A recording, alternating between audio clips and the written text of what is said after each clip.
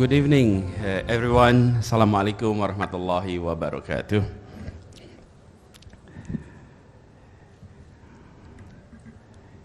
Honorable Secretary of Ministry of Youth, Mr. Sari Sanjay Kumar, Co-Chair of Y20 Indonesia, Budi Sugandi and Michael Victor Sianipar, Vice Governor of Jakarta, Bapak Ahmad Riza Patria, and Secretary of the Provincial of Jakarta, Bapak Marullah. I also would like to mention some of our supporter, Bapak Haryanto Budiman, Ibu Arianti Safitri, Bapak Ibu Carmela Harsato, dan Ibu Retina Rosabai.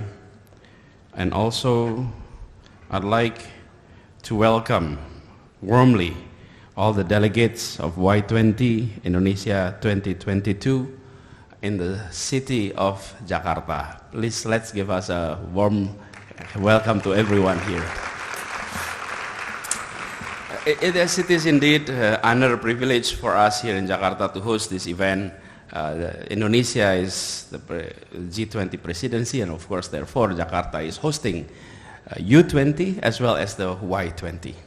And the meeting of the youth has significant history and importance to our city. If we are talking about Indonesia, and allow me to share a little bit about our country. The country is of nations about 263 million people.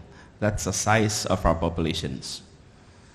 Stretching from the very west part to the east part is equivalent to London to Istanbul. That's how far it stretches. We have no less than 17,000 islands, no less than 400 spoken languages. And this is no dialects, this is languages, more than 400 languages, more than 700 ethnic groups. This is a nation that has been diverse and will always be diverse. But what's unique about this nation called Indonesia, if I may share here, in this city, about 100 years ago, 1928, the youth, and truly the youth, come together from all over the part of the country, decided to have an oath, just like what you will be having, a declaration, an oath declaring that we are one nation, and it's called Indonesia. And at that time, Indonesia is a rare name because everyone in these islands, they have their own tribal names.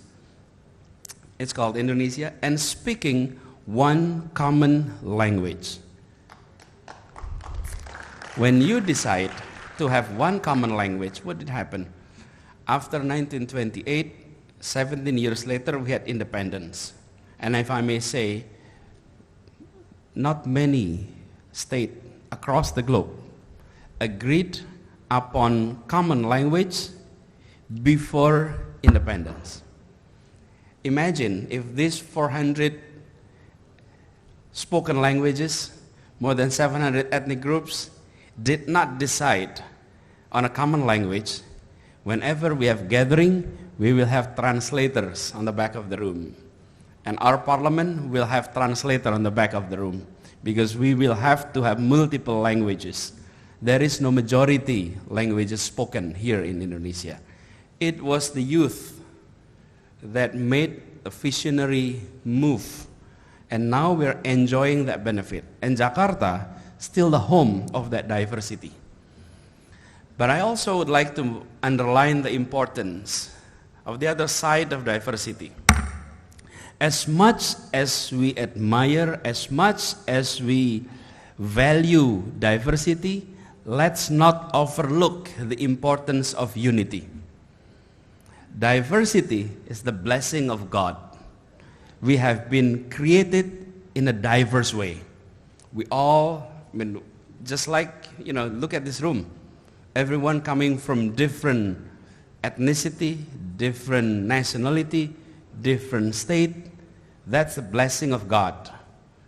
But being united, decided to work together in a peaceful way, in a mature way, that's our decision. And therefore, as much as we value diversity, let's not forget the importance of unity, because that's what makes us different compared to others who fail to achieve unity. The fact that diversity is all over the world, but unity is not all over the world. Sometimes we're seeing nations, we're seeing countries unable to talk to each other, unable to be in the same room deciding about the future, talking about common challenge. And this message is even more important these days when we are seeing that peace of the world is threatened today. And I think the youth has an important role to play again and again. And what's interesting about the youth is that you have more tomorrows than yesterdays. For many of us, we may have more yesterdays than tomorrows, but you have more tomorrows than yesterdays. And being a youth, looking forward, youth always have a different slant at looking at the future. It is because two things. One, the youth always come up with something new, but also youth have minimum experience. Minimum experience means also minimum risk assessment. Sometimes when you see the youth are very courageous, doing something that is risky according to the older generation, it's because either they're very brave or they don't know the consequences. Okay? But if you look at the challenge of the world, we need the youth to make breakthrough. We need the youth to make actions that is different from the previous generations. So here in Jakarta, we would like to welcome all of you to discuss about the future, to discuss about the time that belongs to you. Because the future doesn't belong to us. The future belongs to you. And therefore, Jakarta would like to facilitate that and talk about difficult issues. Talk about things that in politics often being not overlooked, but decided not to be touched on because of various different reasons. But the youth has no reasons to not touch any issues. And we need the youth to come up with new ideas, new perspective, and tell us, those who are in office today, anywhere in the world, to look at new perspective that the youth are coming up. So here in Jakarta, we would like to facilitate that, and we're happy that the Y20 is taking place here in Jakarta and as well as in Bandung. And the message about unity, the message about diversity is very much the message about us here in our city. The city is about 11 million people. With its surrounding, we have around 35 million people, Jakarta and its surrounding. This is the largest megapolitan in the southern hemisphere. And given that diversity, we have experienced stability, we have experienced collaborative work among all sides of the society. And that requires a lot of work behind the scene. Just like when we are having this dinner tonight, everything is well prepared. But if you come here 6 hours earlier, it was so busy room with everybody preparing everything. The work behind the scene is often overlooked. So for the youth, the message is, let's not only focus on those who are doing things on the stage, but let's remember, behind everything that is happening on the stage, there are people working behind the stage that make sure the good things are happening. And that's the part that the youth will also need to take responsibility upon. Just like this event, as I'm speaking, people listening to me, and it looks like the most important is the governor. Actually, not the governor. The most important person in this particular moment is the one who manages the sound system. Okay? If that guy decided to turn off the sound system, immediately the party is over. Done. Boom. Okay?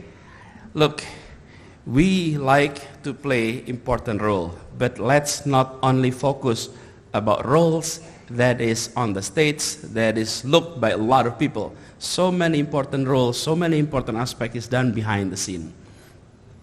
And I remember, this is a message also for the youth. I remember reading Stanislavski.